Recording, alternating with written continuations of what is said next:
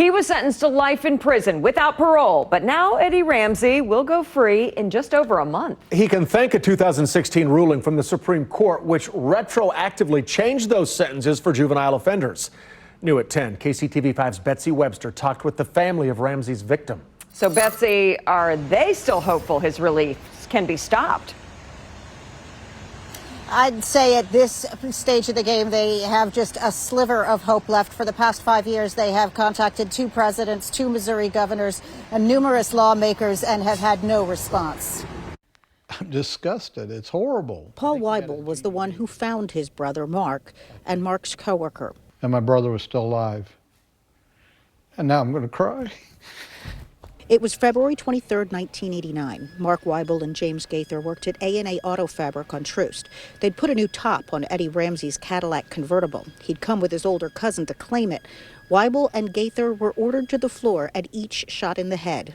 That's how Paul found them. Face down, their hands above their heads. Ricky and Eddie Ramsey were both convicted of 2 counts of first-degree murder and sentenced to life without parole. We used to sit and build models, car models together and go to the racetrack. Mark Weibel's son, David, was 12. That phrase, life without parole, meant something then. I remember the people telling us, hey, he's not getting out, you don't have to worry about it. And in the back of my mind, yeah, my grandfather saying, well, stuff changes. And stuff changed. Court records show Ricky and Eddie Ramsey both fired their guns. But Eddie, now 49, was 17 at the time. A 2016 Supreme Court ruling against mandatory life without parole for juveniles meant he would get a parole hearing. Today, the parole board sent an email confirming his release date.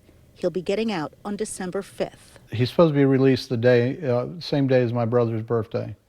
Your brother Mark? My brother Mark that he murdered.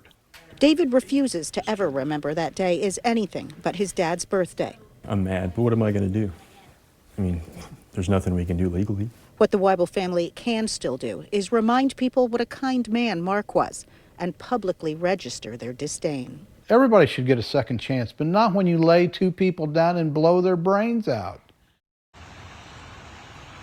At the time of that Supreme Court ruling, there were about 2,000 people nationwide who were in prison who'd been sentenced as juveniles to life without parole, who subsequently qualified for resentencing or parole hearings. Live in Kansas City, Missouri, Betsy Webster, KCTV5 News. Thank you, Betsy.